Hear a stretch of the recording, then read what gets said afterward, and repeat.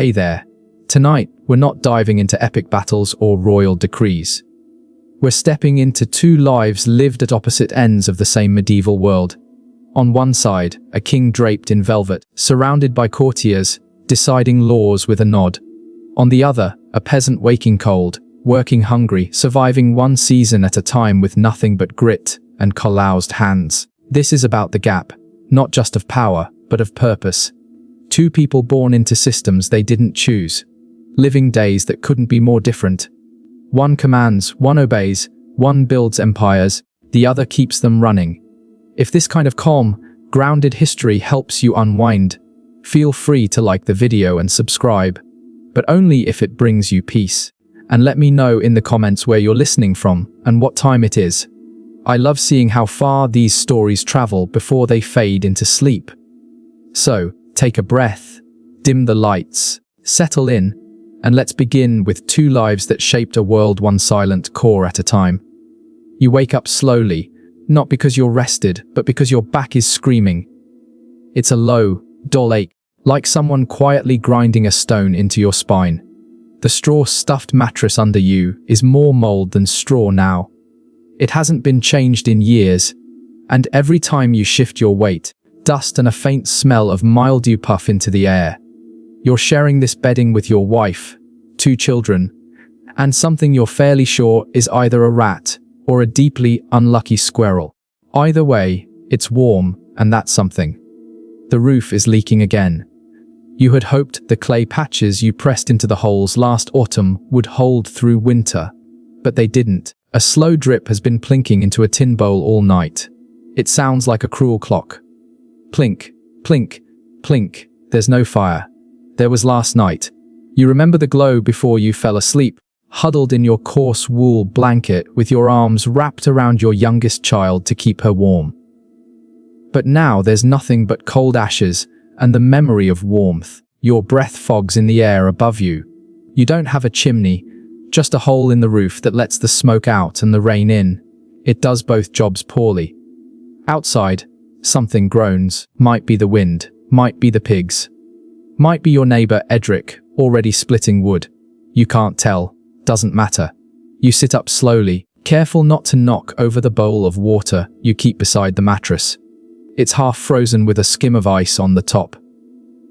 You break it with your fingers and splash it on your face. It stings. That's how you know you're awake. You pull on your tunic, the same one you wore yesterday and every day before that. It's rough, smells faintly of smoke and earth, and has been mended so many times the patches have patches. You tie a rope around your waist. The belt broke last year. Your feet hit the dirt floor. No shoes. You had shoes once, but the soles wore out and the leather cracked. And eventually you just gave up. Now it's bare feet in winter.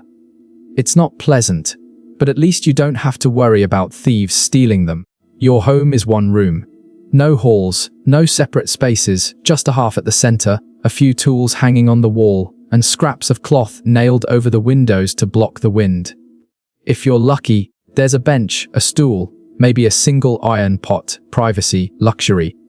The average medieval peasant lives cheek to jowl with their entire family, and sometimes their livestock. A goat might sleep near the door for warmth. Chickens peck inside looking for spilled grain. Your wife is still asleep, or pretending.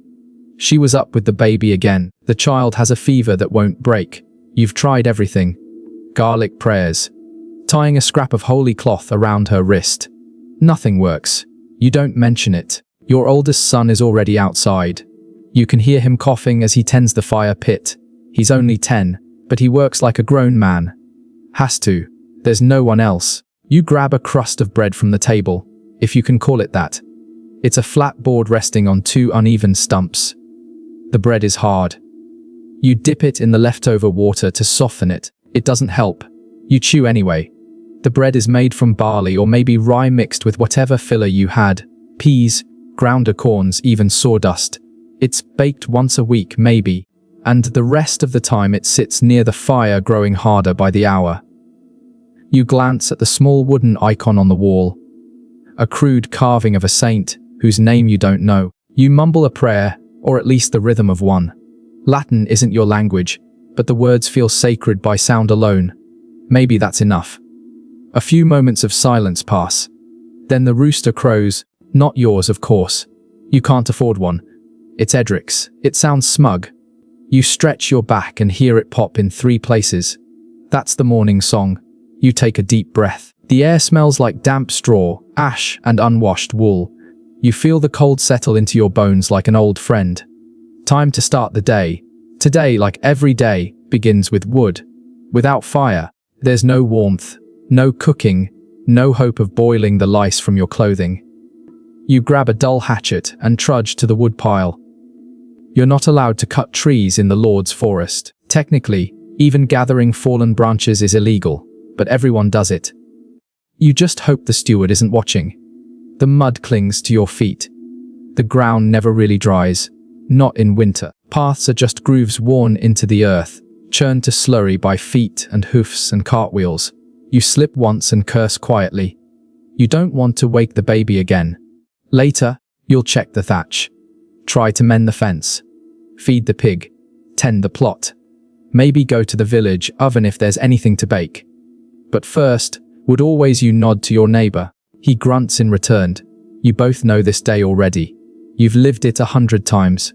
The king wakes slowly, not from cold or pain or noise, but because that is the luxury of power. His bed is enormous, draped in velvet and lined with furs.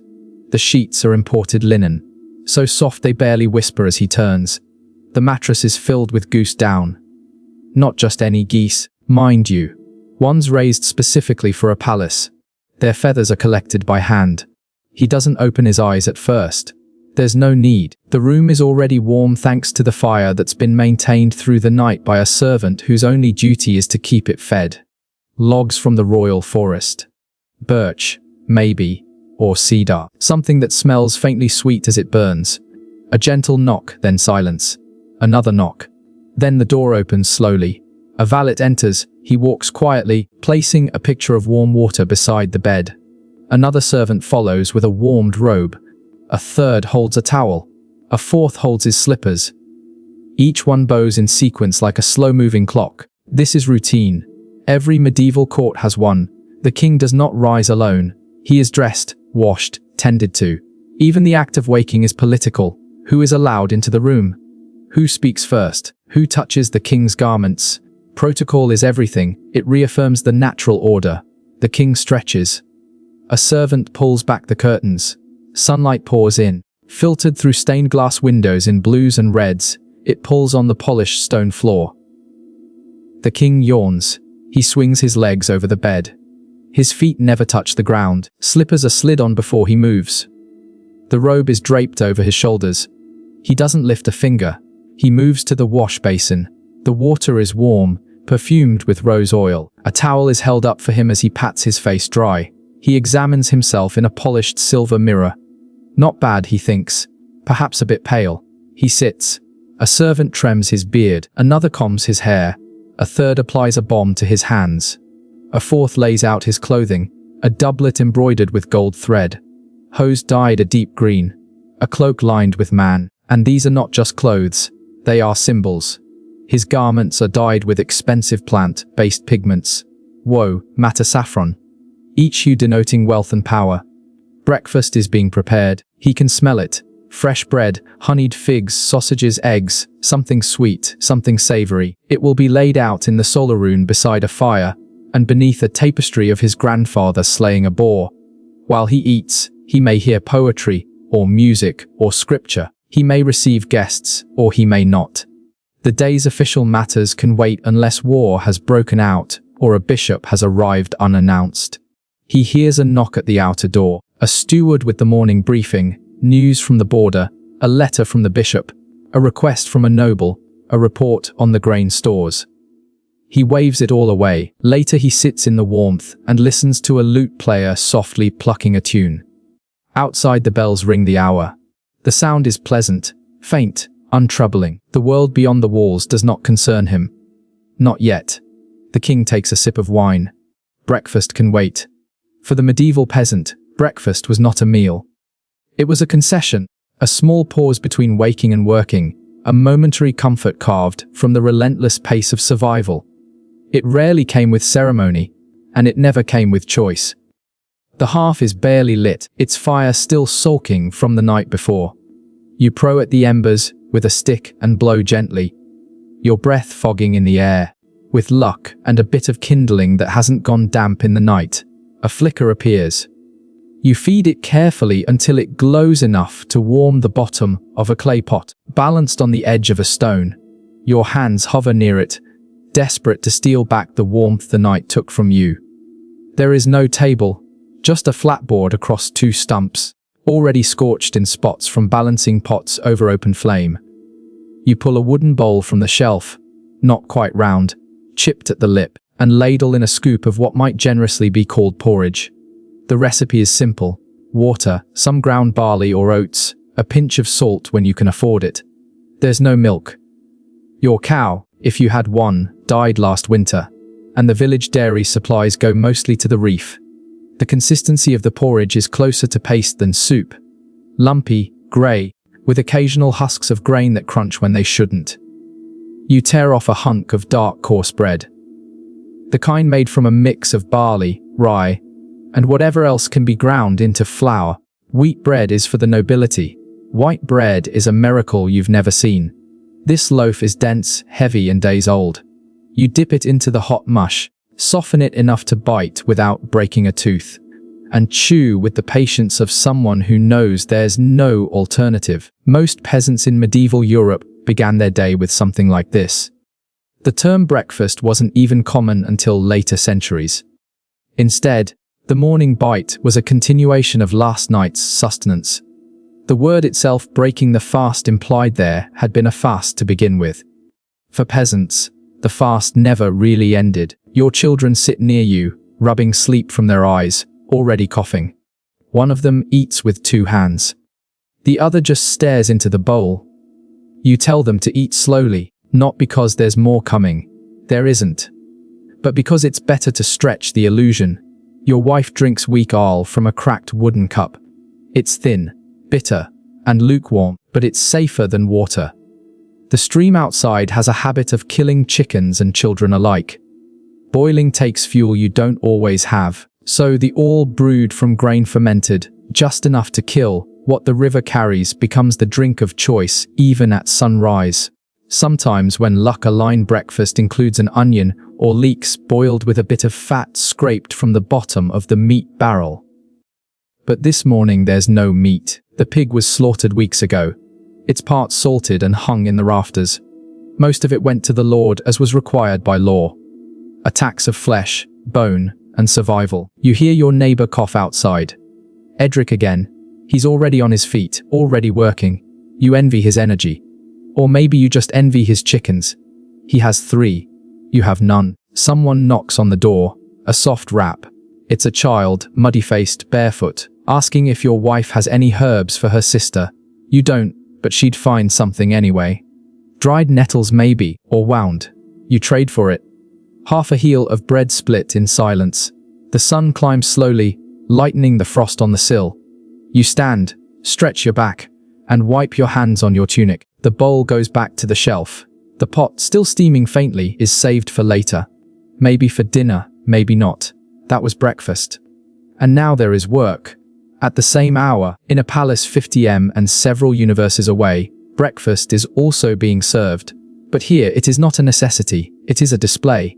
The king awakens in silk sheets, the smell of sweet wood smoke curling through the air from a fire that never dies. A steward appears to announce the meal, though the scents have already done the job. He is led into the solar, a private sunlit room where tall windows spill light across painted walls, and a floor covered in hand-woven rugs from Moorish lands. The table is already set, silver platters lined with folded cloth napkins, carved wooden bowls glazed with colored enamel, knives so polished they reflect the face of the man who holds them. No dish touches the table before being tasted by a food taster. The threat of poison is real, especially in times when political ambition is as common as hunger. A loaf of soft white bread made from the finest sifted wheat flour rests beneath a linen cover.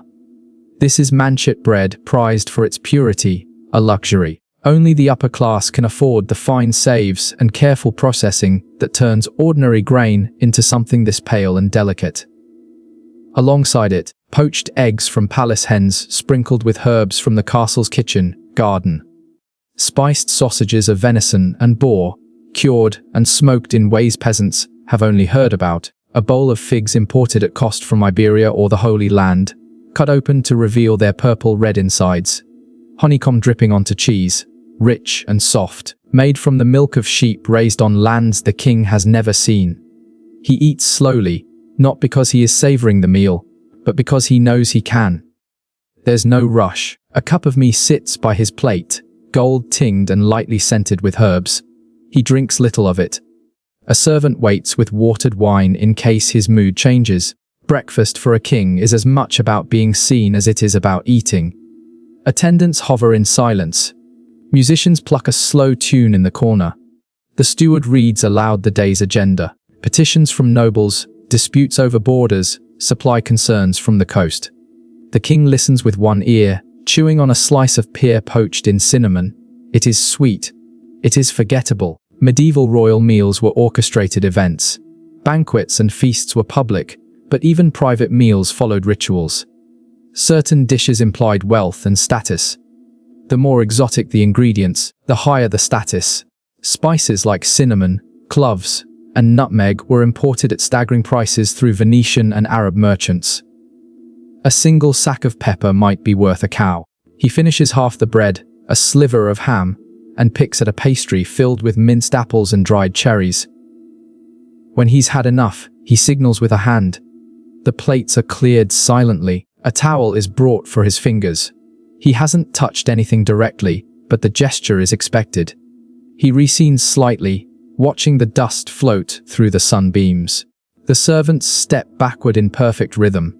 The king's dog, a thin greyhound with polished fur, pads to his feet and rests its head on his slipper.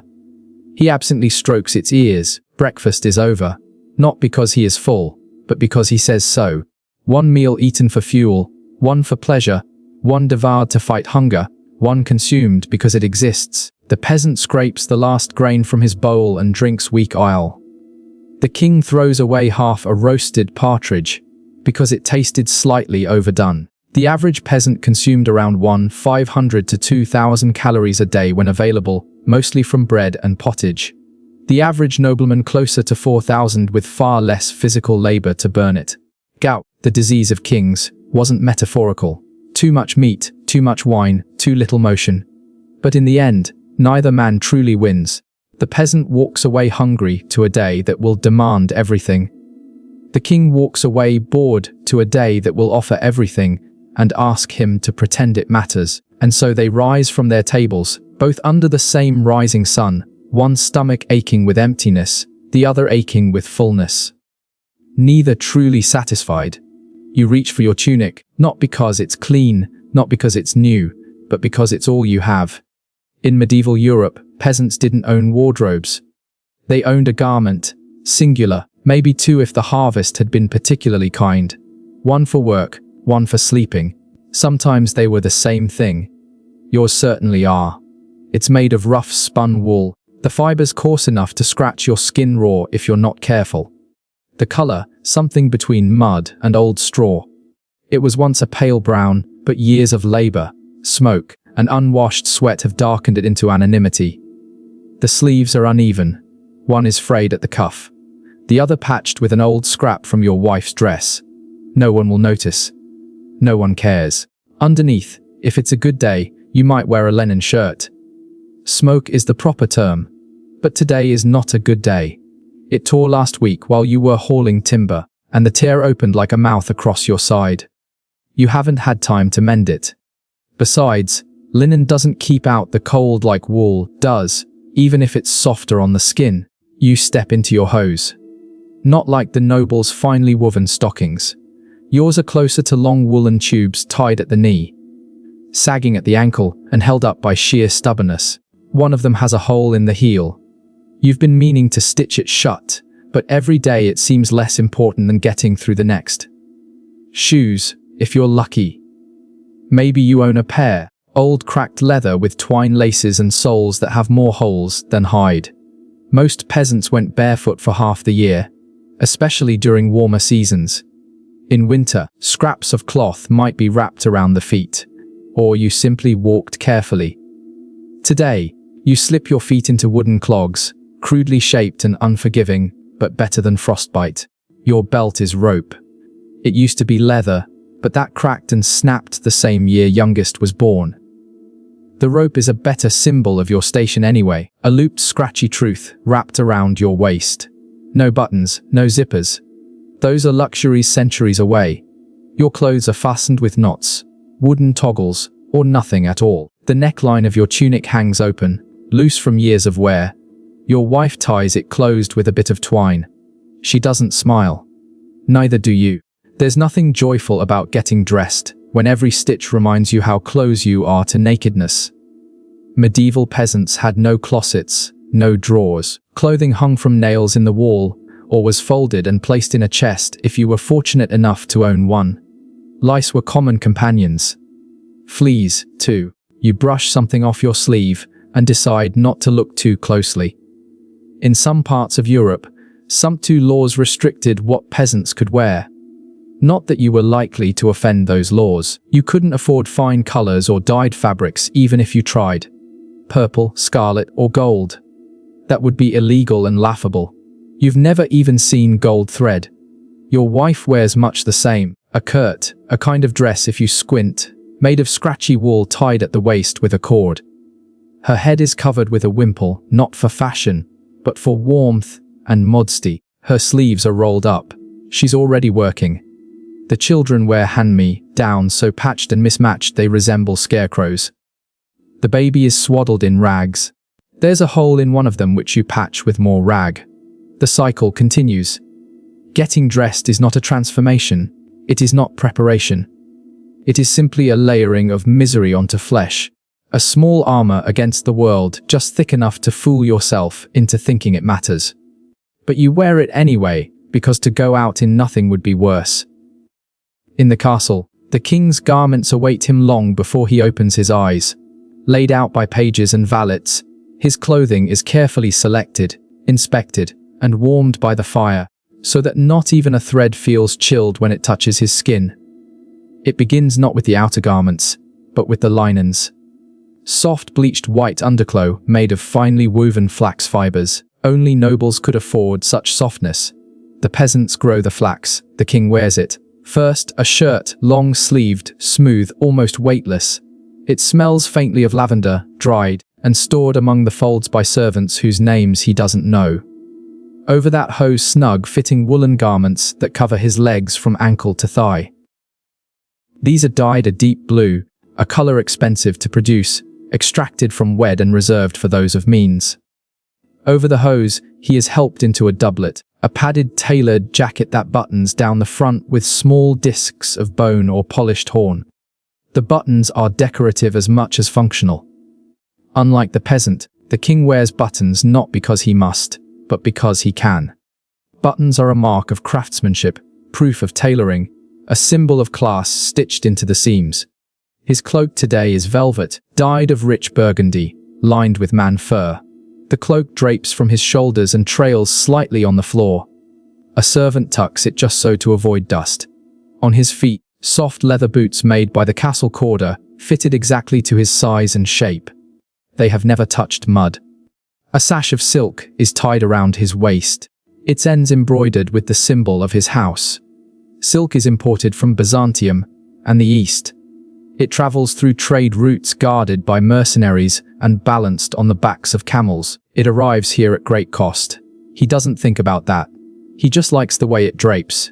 Jewelry is optional but customary. A ring or two, a brooch, a clasp set with semi-precious stones. These are not for security or beauty. They are reminders to everyone in his presence that his body is sacred, adorned, elevated. While he dresses, attendants discuss the weather, his agenda, who might be arriving for court. Someone mentions a visiting dignitary. Another whispers about grain prices. It's all background noise. He nods occasionally, raises an eyebrow, but doesn't respond.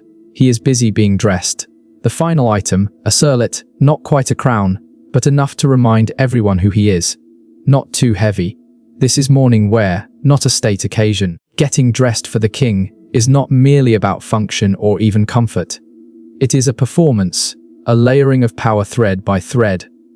His clothes are stitched not just to warm him, but to separate him from the world, to make it clear that he is not of the same cloth. And when he steps into the hall, robes trailing, hands ringed, boots spotless, everyone who sees him understands the truth. This is not a man. This is a symbol, and symbols are always well dressed. One man dresses in a single wool tunic patched beyond recognition. The other is wrapped in layers of tailored elegance. The peasant gets dressed while standing, shivering beside a smoky hearth. The king is dressed by others, warmed by the fire he never has to feed. But both, beneath it all, are still just men. One clothed in discomfort, the other in performance. One wrapped in survival, the other wrapped in image. Both bound by thread, though only one can afford to ignore the seams. You step outside and the cold hits like a slap. The door swings on tired hinges, and the air is sharp enough to sting the inside of your nose. You squint into the early light. The sun isn't up yet. Not really. Just a pale smear on the horizon. Your breath clouds in front of you like smoke. You don't need a clock to know the time. Your bones do that for you. The yard is a mess of frozen ruts and old straw. Chickens peck lazily near the wood pile. One of them is limping. You make a mental note to check its leg later. You won't. There's no time. Your day begins not with a plan, but a list of obligations stacked like firewood. Uneven, unstable, always about to topple. First, you check the animals. The pig is rooting through what remains of the compost pile. Its eyes follow you warily, like it knows it's next on the menu if winter doesn't ease up. It's probably right. You refill its trough with scraps, turnip skins, old leaves, and a few spoonfuls of yesterday's porridge crusted onto the side of the pot. The pig eats with more energy than you'll have all day. The firewood pile is low again. You grab the axe from its spot against the wall. The handle smooth from use, the blade nicked and dulled. You trudge toward the tree, feet sinking slightly into frozen mud. You've been harvesting from the same grove all winter. Each day you go a little farther in. Each swing of the axe feels heavier than the last. You gather what you can carry. Broken branches, bark, even damp twigs. Everything burns if you're desperate enough. You haul it back in bundles on your back. No sled, no cart, no mule, just you. You stack it haphazardly near the door. It won't last a week. Then water. Always water. You walk to the stream with a bucket in each hand. The water is clearer than it should be. A bad sign. That means fewer fish, fewer frogs. You draw it up in silence. You slip once on the icy stones, and your knee slams into the mud. You swear under your breath. The water sloshes. One bucket spills. You don't refill it. You just go home. Back at the hut, your wife is spinning wool by the hearth. The children are up now, huddled near as a fire, watching her fingers work the spindle with slow, practiced movements. The baby cries. She doesn't stop spinning. You change into your working tunic, the one with fewer holes near the knees, and wrap a cloth around your head. There's work waiting in the Lord's field. There's always work, and always for someone else's benefit. You walk the mile to the memorial land, shoulders hunched, hands in sleeves. Others walk beside you. Men you know, men you don't talk to. Conversation is a luxury for men with energy. You save your breath for labor. Today's duty is muck spreading. The stench is overwhelming. You breathe through your mouth and try not to gag. You shovel slowly, methodically, spreading dung across frozen soil in the name of future fertility. You don't ask how much you'll be paid. You won't be. This is part of your feudal obligation. Core of labor. You owe the Lord so many days a year, and today is one of them. You'll get a nod, maybe some leftover grain if he's feeling generous. You won't complain. You've seen what happens to men who do. In the medieval memorial system, peasants were expected to work their lord's lands in addition to tending their own. The balance was impossible. Your own plot withers while you sue his wealth. But to protest is to starve. By midday, your hands are raw. Your legs tremble. You've relieved yourself behind a tree and wiped with leaves. Your stomach groans. Lunch is whatever you brought. A crust of bread, a clove of garlic, a slice of dried turnip wrapped in cloth. You chew slowly, seated on a rock, watching the Lord's reeve ride by on horseback. His boots shine. Your knees are stained with filth. You finish eating. There is more work. There is always more. The king's duties begin in the great hall, long after the servants have finished setting it in order. Tall windows spill colored light across polished floors, and the air is fragrant with herbs scattered to mask the smell of too many bodies in too little space. A scribe stands ready with a scroll. The steward approaches, bowing low. The first item on the agenda is a petition from a noble family requesting permission to build a new mill. The king listens, then gestures. Let the advisors argue. He'll decide once they've worn themselves out. He settles into the high-back chair, not quite a throne, but elevated nonetheless, and sips wine from a goblet carved with a royal crest. His robe is thick velvet, his fingers heavy with rings. A clerk begins reading aloud the list of grievances from the local burghers. The taxes are too high. The roads are impossible. Bandits stalk the woods again. The king nods occasionally. Mostly he thinks about lunch. A messenger arrives from the northern border. There's trouble as always. The baron is late with his levies. The peasants there have been refusing to work. He asks if soldiers should be dispatched. The king raises an eyebrow. Only if the harvest is in, he murmurs. The medieval king was not always a tyrant. His days were often consumed with small grinding details, managing trade routes, hearing disputes, confirming marriages, ensuring vassals remained loyal. His power was vast but not absolute. Even a king needed to maneuver through politics, through custom, through the church. A priest approaches with a sealed letter from the bishop. More concerns about heresy in the southern shires. A wandering preacher has been stirring up unrest. The king sighs. He'll let the Inquisition deal with that. The court jester interrupts with a joke. No one laughs until the king smirks. Then the room erupts with polite chuckles. He listens to a minstrel perform a new ballad, half paying attention while his steward quietly counts out expenses from the last feast. The numbers are high. No one questions it. Then come the petitions from the commoners. A farmer with a broken fence and a neighbor with aggressive geese. A baker arguing with a brewer about grain prices. The king listens for a moment, then waves them away. Let the reeve sort it. A hunting party is scheduled for the afternoon. He looks forward to that. A break from the talking, but for now he returns to his chamber to review letters. His own seal, his own wax. His own ink made from oak galls and iron salts. He doesn't write them, of course. He dictates. The scribe's job is to translate the king's words into something dignified. One letter to a cousin in France, another to the Pope, a third to a mistress in a border town.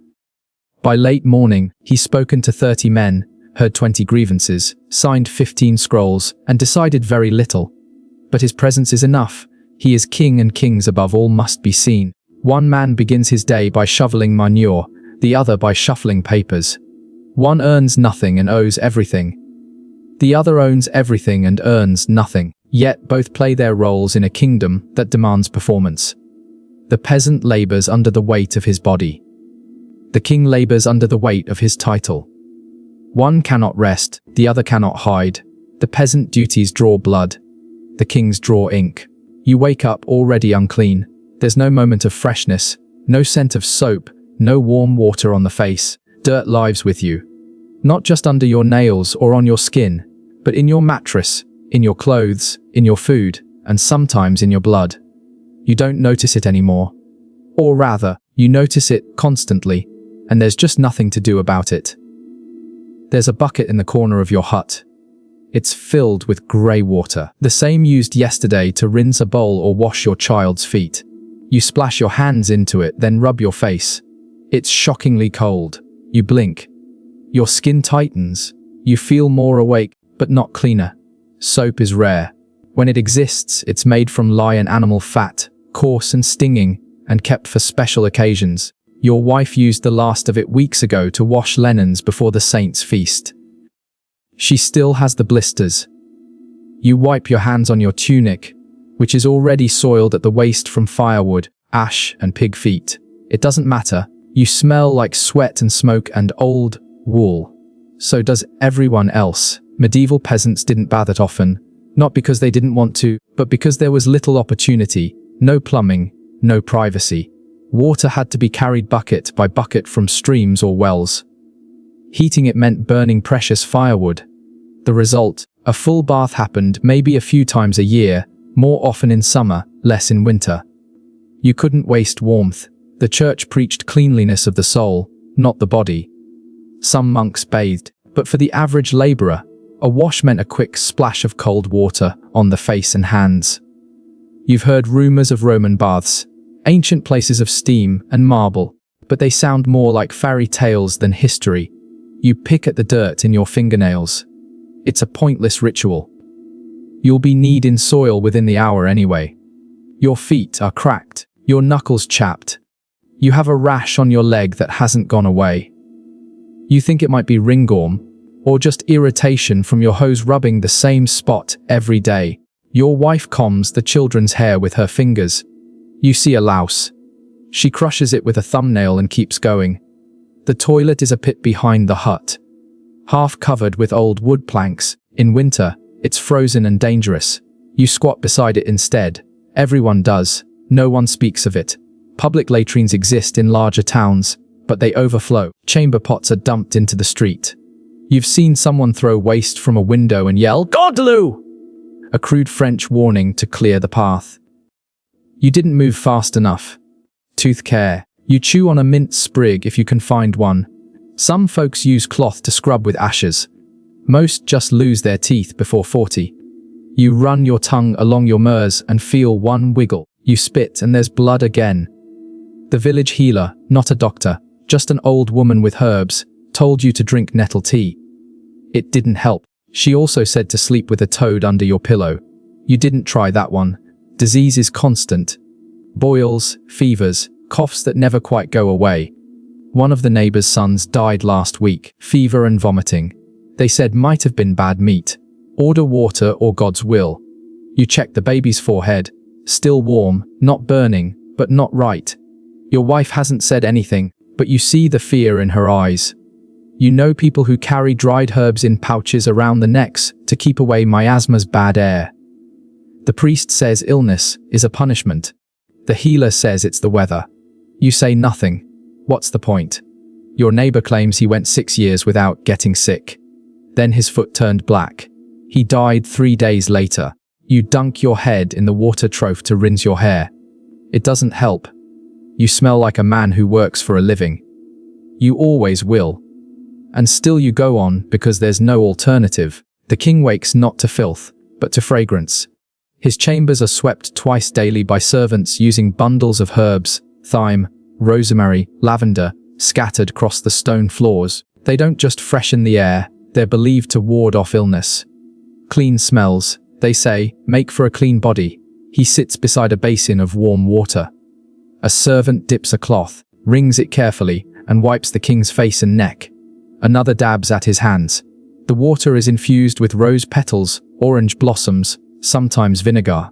It smells like luxury. Unlike peasants, the king does not carry his own water, nor does he walk to the bathhouse. The bath comes to him in the form of a large wooden tub, lined with linen sheets, filled with heated water poured from brass pitchers. He bathes when he wishes, sometimes once a week, sometimes daily. It's his choice. Soap is not just available, it's imported. Bars come from Castile, made with olive oil and lye, scented with citrus or pine. It laves softly. It does not sting. The king's skin is pampered with oils afterward to prevent dryness. Almond oil if it's in stock, goose fat if not. He is rubbed with cloths made of fine linen. His hair is brushed with a boar bristle brush. His nails trimmed with care, checked for signs of illness. Cleanliness for royalty is not merely comfort. It's an extension of health, of status, of godliness. His physicians, university-trained perhaps in Paris or Salerno, believe the body has 4 humus: blood, phlegm, yellow bile, black bile. Balance is key. They advise the king to avoid dampness, excess wind, spoiled food.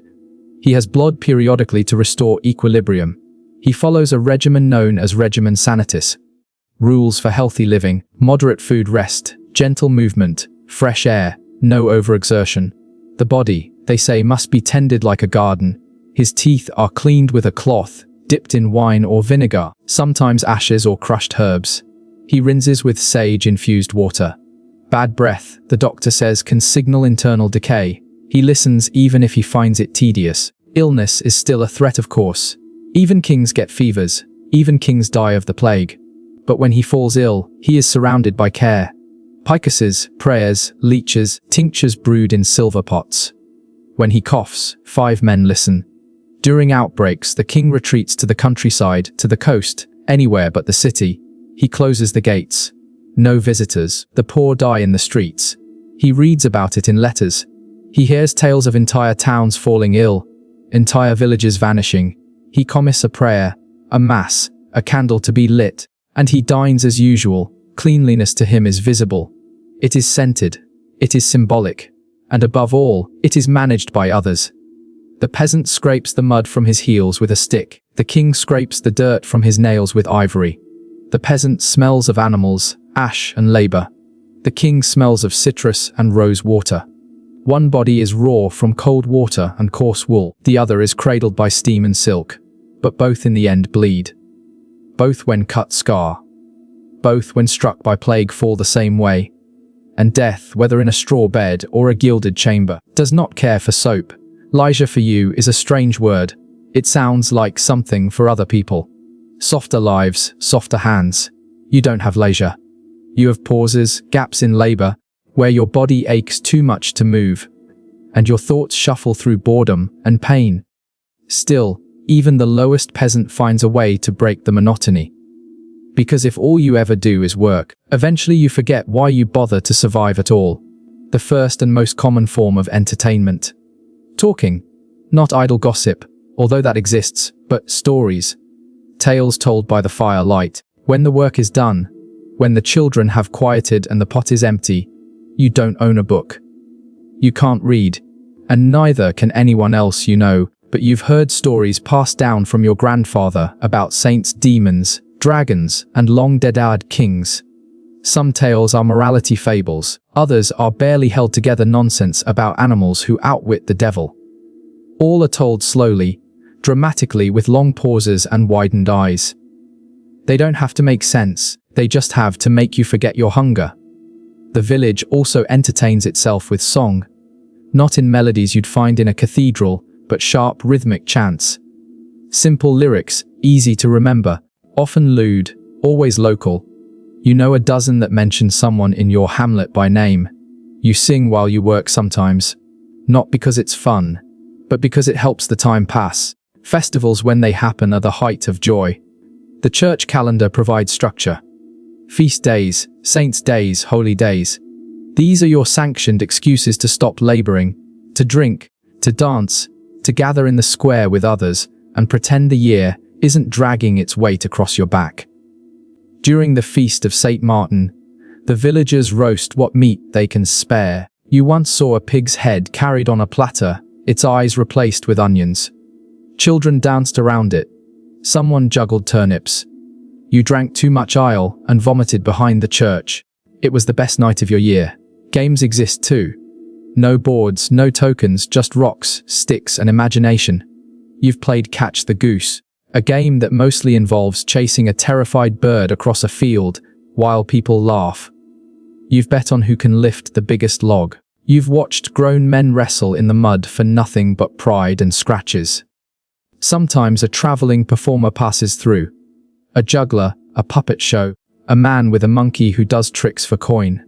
You watched one swallow fire once. You're still not sure how he survived. You didn't have a penny to give him, but you stood in the mud for an hour and watched in silence. And then of course there's all. Weak, cloudy, sour, brewed in barrels that have never been cleaned, served in mugs that have never been washed. But it works. It dulls the edge.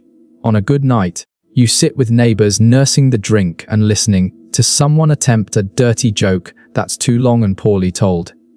You laugh anyway, not at the joke, at the effort. Drunkenness isn't frowned upon exactly, is expected. Your lord drinks too. The priest may warn against excess, but even he accepts a cup during feast days. You've danced in the dirt barefoot with someone else's wife. You've sung songs you don't remember. You've fallen asleep under a tree and woken up with leaves in your mouth. It isn't much, it's barely anything, but for a few hours, it's enough. For the king, entertainment is an institution, an extension of power, taste, and spectacle. It isn't simply about enjoyment. It's about control, presentation, dominance of boredom itself. Each day the king has choices: music, sport, hunting, dining, or the theatre of politics. Each a stage upon which he performs his identity as ruler. In the late morning, a minstrel plays in the solar, lute, harp, flute. Trained hands plucking chords composed to soothe or flatter. The melodies are composed by professionals, copied by scribes, and performed by those who know their lives depend on the king's reaction. He listens idly. Sometimes he closes his eyes, not out of appreciation but out of boredom. Then he waves a hand and says, "Enough." The room empties. Later he walks in the gardens. These aren't wild hedgerows like they outside the peasant's hut. They are curated spaces, ornamental herbs, sculpted toppies, fountains imported from Italy. Everything arranged to remind him of order, his order. He plays chess with a visiting noble. The board is made of inlaid ivory and lapis. The pieces are hand-carved. The game is long, slow, half conversation, half test. He wins because he must. The noble doesn't mind. He was never trying to win anyway. In the afternoon, he hunts. The royal hunt is not a necessity. It's not about feeding the court. It's theatre. He mounts his horse bred for stamina and speed, wearing a leather doublet, gloves stitched with his crest. Hawks ride on gloved fists. Hounds run ahead. Horns sound. The forest clears for him. The animals are driven toward him by beaters, peasants with sticks, shouting and stomping through a brush. When the deer appears, he loses his arrow. If he hits, it is a great shot. If he misses, it was a great shot that narrowly missed. The record will reflect it either way. At the end of the hunt, there is a feast. The boar is roasted whole. Game birds are dressed in their own feathers. Wine flows freely. This is not survival. This is abundance, a display of divine favor. The medieval king's court often included jesters, acrobats, storytellers, and even magicians. These performers were well trained, many traveling across kingdoms. A single misstep, a poorly told joke, an insult taken too far, could mean exile or worse. But if they succeeded, they might die near nobility, gain patronage, or receive a gift of land. He watches a performance. A troupe enacts a play from a distant city, perhaps Paris or Prague. The themes are familiar. Betrayal, honor, God. He applauds at the end, even if he barely followed the plot. The hall echoes with approval. No one asks if he enjoyed it. In the evening he may read, not aloud, that is for clerks, but he listens to books being read to him, tales of ancient Rome, romances of knights and maidens, treatises on theology. He asks questions occasionally, not always expecting answers, then music again, then a warm bath, then sleep. Entertainment is not rare for him. It is constant, and yet he is often bored. The peasant laughs because it might be the only joy he feels all week. The king laughs because it's expected. One dances in the dirt in bare feet, to the rhythm of a friend slapping a barrel. The other dances in a hall gilded and perfumed to strings and harps. One sings to forget the hunger. The other listens to singers to fill the silence. The peasant waits all year for a single feast day. The king feasts every day and longs for something new, yet both in their own way seek the same thing: to forget for a moment what they are. You wake hungry again. You went to bed with hunger sitting in your gut like a stone, and it's still there, just dulled by sleep.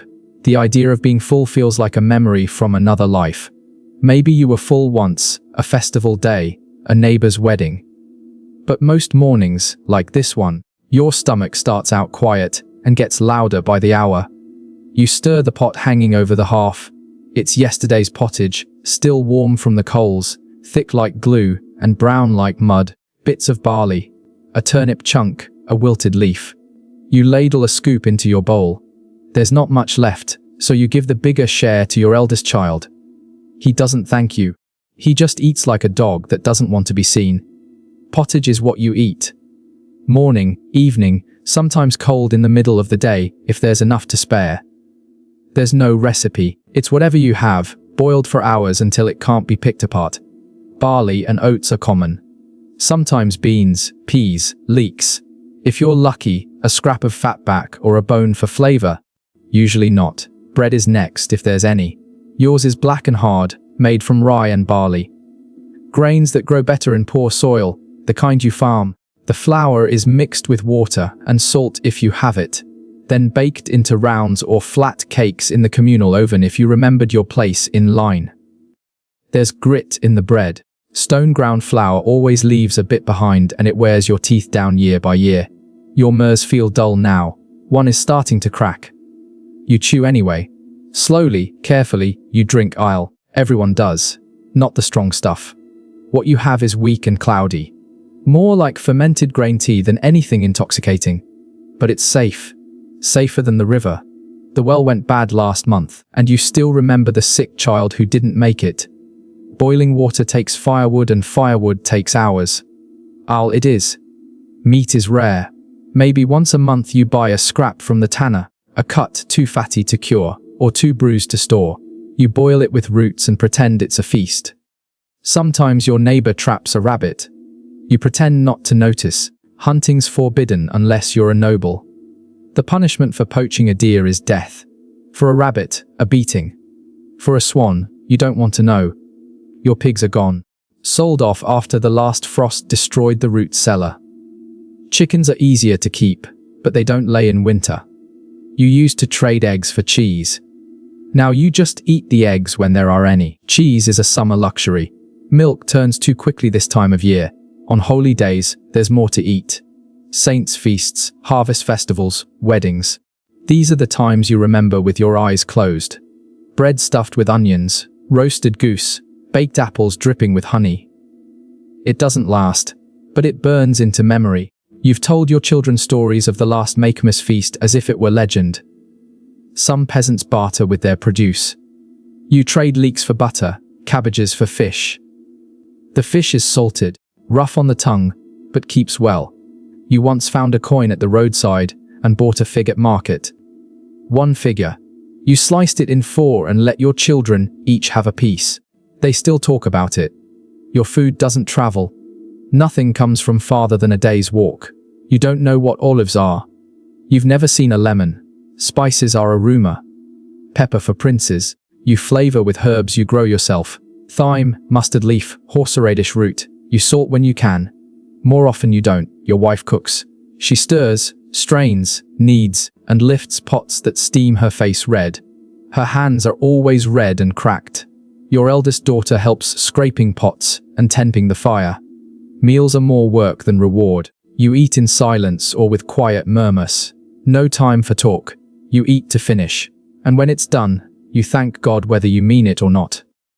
Then you go back to work. The king eats whenever he chooses, or rather, whenever the schedule of the court allows him to be fed with ceremony. Meals are more than nourishment here. They are theatre. Statements, a feast not just for his guests, but for the idea of monarchy itself. His food is prepared in vast kitchens beneath the castle. Whole departments exist to coordinate the supply of game, fish, vegetables, spices, bread, and wine. There are master cooks, assistants, pastry makers, poulters, fishmongers, sauce chefs, spit turners, butterers, kabirers, and food tasters. Each has a rank. Some have apprentices. Many serve for life. Bread arrives first, white and soft, made of wheat grown on royal estates and sifted through fine cloth. This is mannet bread, made only for the rich. It's served warm, sliced thin by a specialist. He carries the knife like a knight might carry a sword. Next come meats. Spit-roasted balls, larded hares, herbed venison, wild birds cooked in wine and cloves. There are pies with layered fillings, pigeon, pear, dates, and vey, each crust sealed and stamped with the royal crest. Everything smells of spice. Nutmeg, ginger, cinnamon, saffron. Spice is more expensive than gold. The king does not eat from wooden bowls. His dishes are put silver or gilded ceramic. His goblets are etched glass or ornate metal, often studded with stones.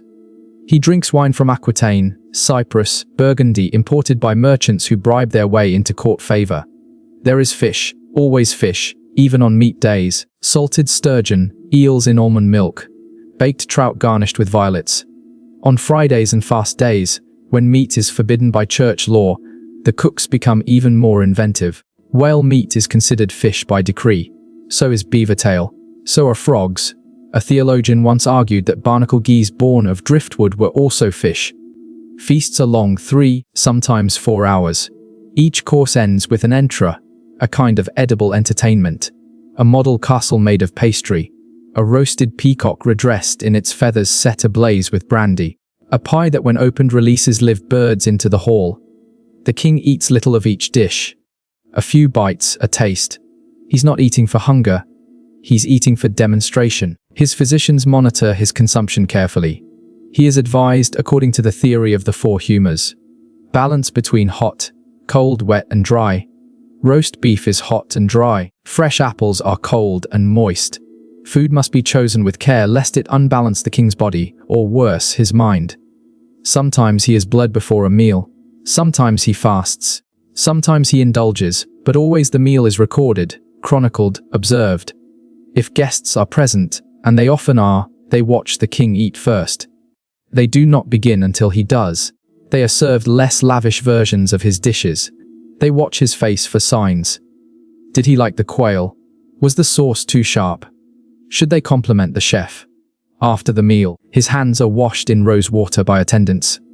A perfumed cloth is offered. A minstrel plays. A servant recites a list of expenses incurred. And then with a nod he stands. The meal is over. The performance is complete. The peasant eats scraps and roots and salt. The king eats peacocks and peers in wine. The peasant prays for enough. The king prays it's not overdone. The peasant eats what he can find.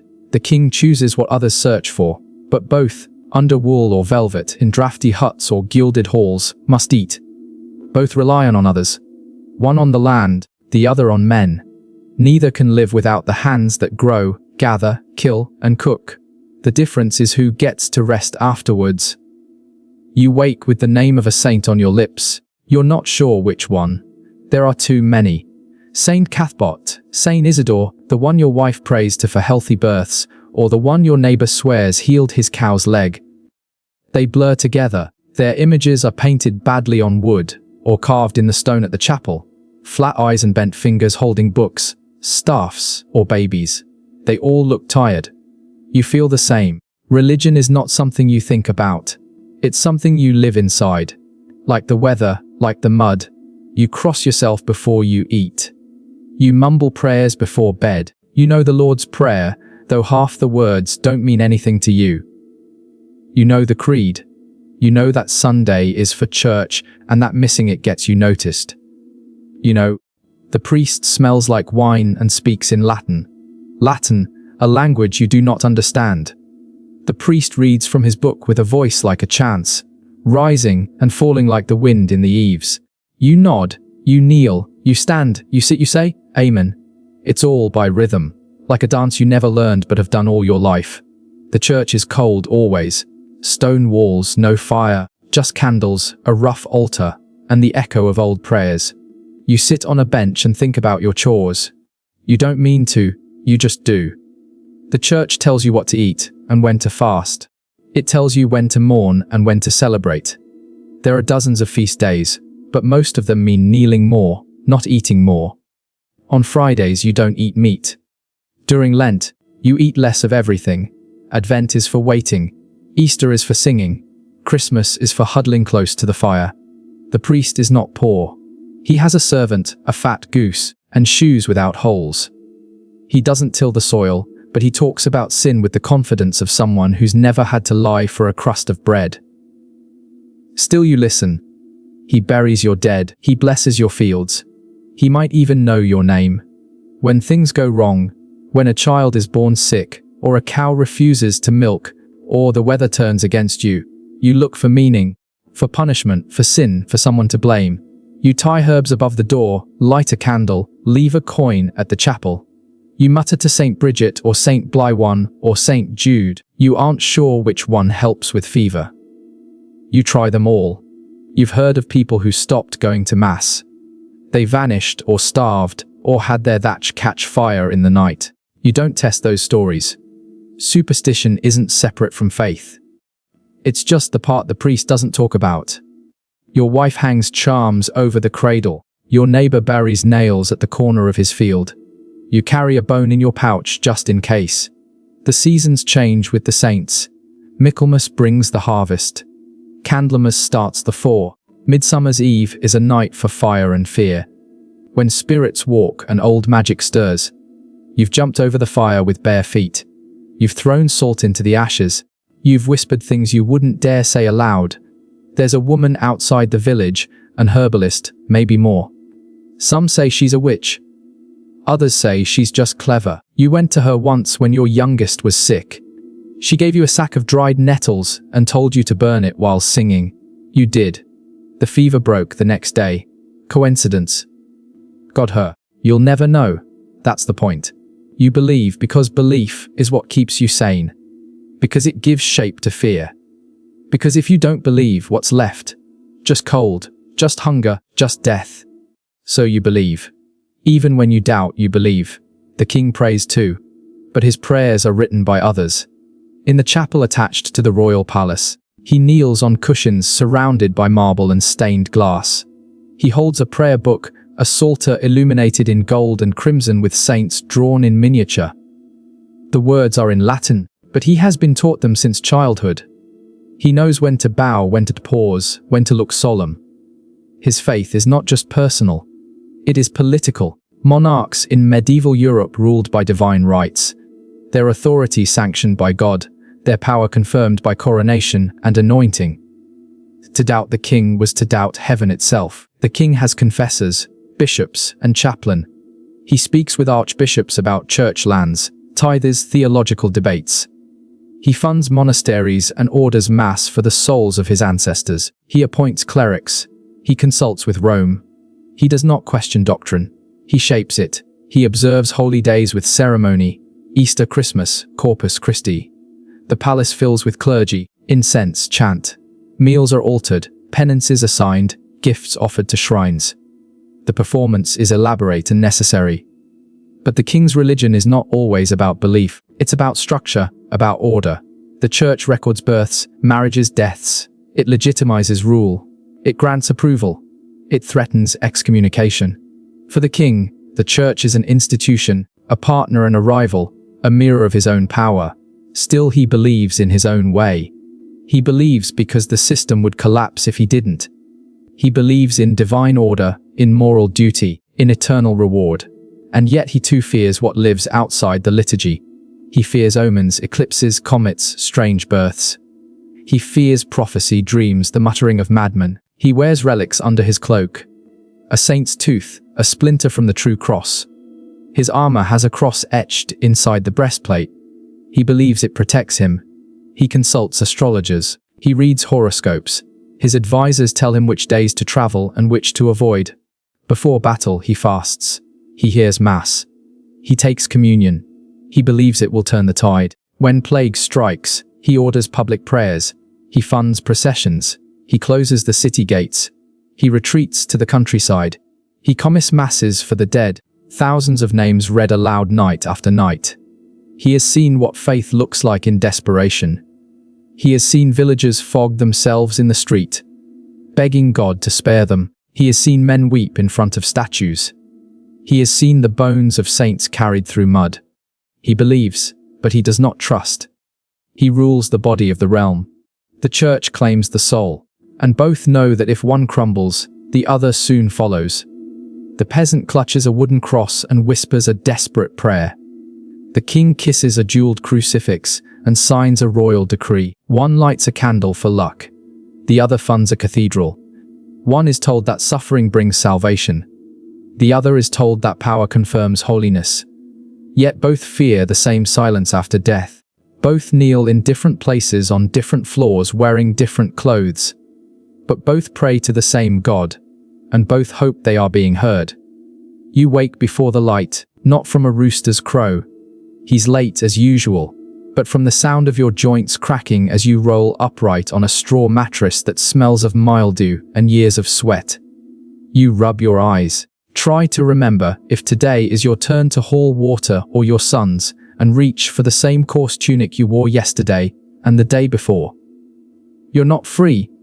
That's not something you say out loud. It's not a thought you entertain often, but it lingers in your ribs, in your hands, in the rhythm of your life.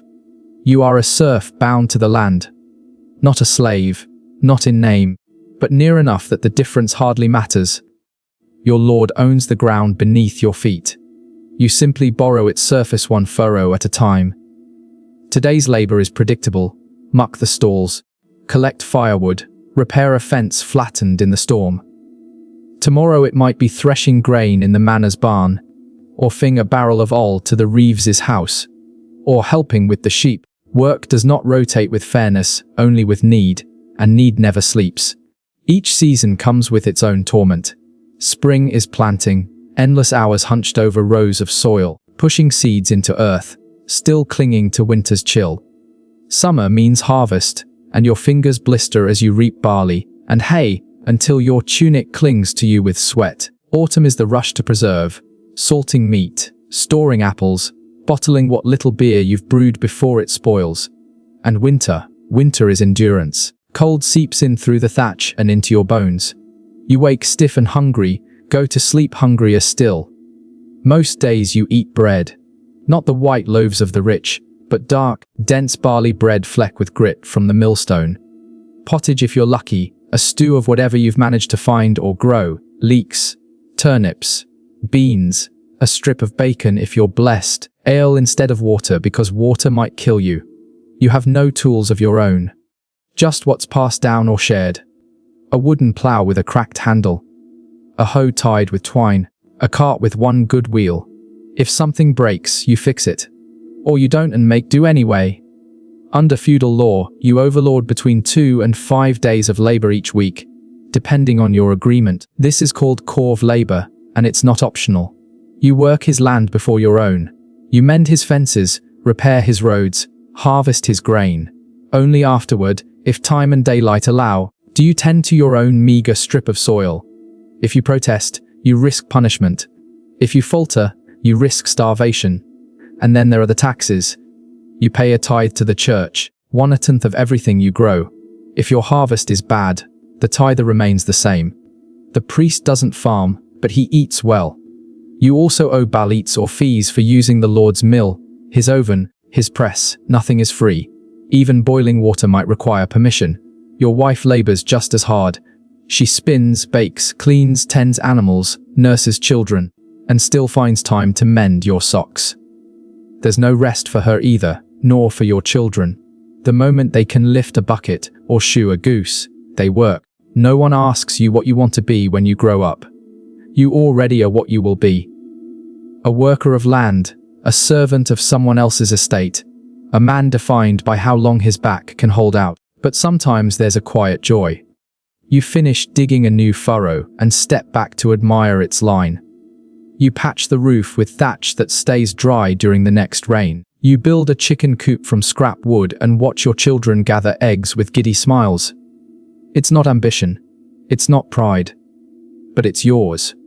You might think a king's life is idle, that he lies in silk, is fed by servants, drifts from banquet to banquet. That's true some of the time, but ruling is work. Different work. Yes, but work all the same. He wakes surrounded by functionaries, a chamberlain, a squire, a confessor, a groom of the stool. Every movement is observed. Every word carries weight. He is expected to be the embodiment of divine order, the cornerstone of a realm stitched together by loyalty and law. His day begins with counsel. The royal household is a bureaucracy. Treasurers count coin. Stewards manage land. Scribes track correspondence. The king listens as they list problems. Border disputes, unpaid taxes, bad harvests, rebellious barons. He must decide what to do. His decision becomes law. He spends hours holding courts, some of it ceremonial. Knights seeking titles, nobles pledging fealty. Some of it judicial cases of land theft, marriage disputes, accusations of treason. His presence alone influences the outcome. One raised eyebrow can sway a sentence. Kings are also diplomats. He arranges marriages like chess moves. One daughter to seal peace with Aragon. A nephew sent to marry a distant duchess. Alliances made not with treaties but with bloodlines. He governs warfare too. In times of peace, he trains, reviews armories, sends funds to fortify castles, approves levy rosters. In times of war, he commands directly or through trusted generals. Many medieval kings ride to battle themselves, some die there. His signature controls currency. A decree to mint more silver coins, or to debase the currency slightly ripples across trade networks. He must think like a banker, a warlord and a priest, all while keeping the nobles happy and the peasants quiet. Even feasts are work. He sits at the center, radiant with wealth, a living symbol of stability. His food is inspected, his wine poured by protocol. Every bite is a message. To eat too much is gluttony, too little ingratitude. He meets with bishops, abbots, and papists. The church is both ally and rival. The king may fund monasteries and cathedrals, but he's also wary of Rome's influence. A single excommunication can undermine his throne. Sometimes in a quiet hour, the king reads or listens to a clerk read aloud, books of law, chronicles, religious texts. He must be informed.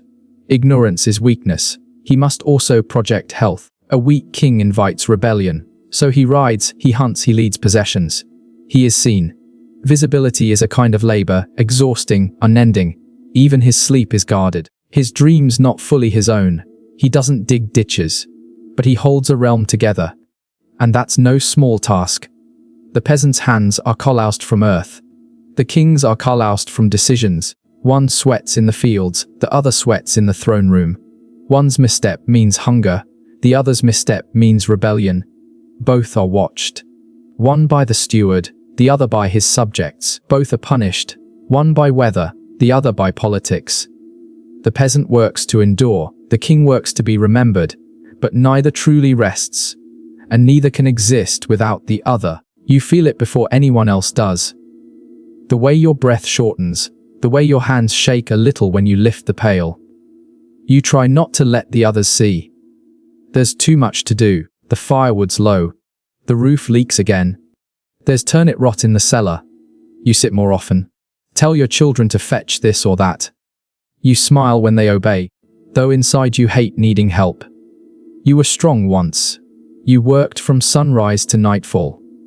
You built things with your hands. You never thought about how many winters were left until now. The pain gets worse. There is no doctor. There's no diagnosis. You do not know if it's your lungs or your liver, or just your body deciding it's had enough. The midwife comes and gives you a tonic made of bitter root. The healer suggests nettle broth. The priest visits with a candle and a book. He asks if you are ready to confess. You are. Not because you think you've sinned more than anyone else, but because that's what you do. You confess. You receive the last rites. You try to die with dignity, even if the straw beneath you is wet and your wife is weeping into her sleeves. In medieval villages, death is part of life. The average life expectancy hovers around 35, but it isn't because people drop dead in their 30s. It's because children die often and women die in childbirth. And accidents and illness don't wait. If you survive past childhood, you might live to 40, maybe even 50, but it's rare to see 60. Your family gathers. They're quiet. They don't ask questions. They know. You try to say something meaningful, a lesson, a joke, a goodbye. You try to remember your father's face. You try not to think of your dead son. You think about the fence you never fixed, and the new tools you can't afford, and the wheat you planted that someone else will harvest. There is no funeral procession. There's no tombstone. You're buried behind the church, maybe with a wooden cross if there's time to carve one. The priest says words in Latin. You don't understand them. You hope God does. And what's left of you? A patched roof. A good rake. A son who knows how to tie a proper bundle of kindling. A daughter who still sings while she milks the goat. Maybe someone will name their baby after you. Maybe they'll say, he was kind. He worked hard. He never wasted bread. That is enough. Because no one remembers most peasants, not in books, not in songs, But the world they built one rock and one bale of hay at a time. That stays standing. That's legacy. He feels it too, but he's not allowed to show it. A king dying is a dangerous thing. It unsettles the court. It invites ambition. So the royal physicians say he is only tired. The courtiers whisper that he is resting. His enemies wonder how long he has left. His body is failing, but protocol does not. In medieval Europe, royal death is a ritualized event. The king does not simply fade. He begins to transition. His bedchamber becomes a chamber of state. Attendants hover. Clerics arrive. The royal confessor is summoned. The windows are shuttered. The best relics are brought in. He is anointed again just as he was at coronation, but this time with the oil of the dying. He confesses sins. He asks for forgiveness. He clutches a crucifix of gold and mutters prayers learned in boyhood. A scribe stands nearby to write down his last words, or at least something poetic enough to be remembered. The king's death must not be ordinary. If he ruled wisely, he is mourned. If he ruled poorly, he is endured until the last breath. But in either case, he is treated like a vessel of divinity until the end. His family gathers sons, if he has them, a wife, maybe two. A bishop reads scripture. Trumpets may sound in the courtyard. The realm holds its breath, and when he dies, really dies, the news is announced with fanfare. A black cloth is hung from the castle walls. Church bells toll across the countryside. Messengers ride to the cities. Nobles are summoned to court. The royal seal is broken. Then comes the body. His corpse is washed and dressed. Sometimes embalmed, sometimes not. Some kings have their organs removed. Some have their hearts buried separately. Some have their bones boiled to be transported without rot. He is placed in a coffin of wood or stone, or even lead. A likeness may be carved in wax. A death mask taken. The funeral is pageantry. Dozens of priests, hundreds of candles, choirs singing psalms, nobles in black, a procession of mourners, some paid to weep, some there to be seen. The coffin is carried on a cart draped in velvet. Horses wear black. The heralds cry out his name, title by title, as he is lowered into the tomb. He is interred in a royal crypt, Westminster sand spire surrounded by ancestors sealed in stone. His tomb is engraved with Latin verse. His image carved in marble. His sword may lie beside him. A crown may be placed at his feet. Sometimes he's buried with coins, relics, even jewels. His will is read. His heir's name succession confirmed. But the kingdom does not rest. Wars break out over inheritance. Bastards rise to claim legitimacy. Queens remarry. Parliaments quarrel. One king dies. Another takes his place always. And what remains of him? A lord that bears his name. A cathedral funded by his tithe. A portrait in a dusty hall. Maybe a chapter in a chronicle penned by a monk who never met him. But more often his memory fades, overwritten by the next war, the next tax, the next king. The peasant lies beneath earth and stone. The king lies beneath gold and marble. One is buried by neighbors, the other by nobles. One rests beside a ditch, the other in a crypt, but they are equally still. Time forgets them at the same speed. The world turns without them. Grass grows over the grave. Language shifts, stories blur. In the end, legacy isn't a statue or a monument. It's the echo of your labor. The bread you baked that fed a child. The wall you built that stood another winter. The law you passed that outlasted your bones. The song someone still hums without remembering where they learned it. All things fade. But some things endure in work, in memory, in silence, and when both the king and the peasant have crumbled to dust. The only difference is how long it takes the wind to blow their names away.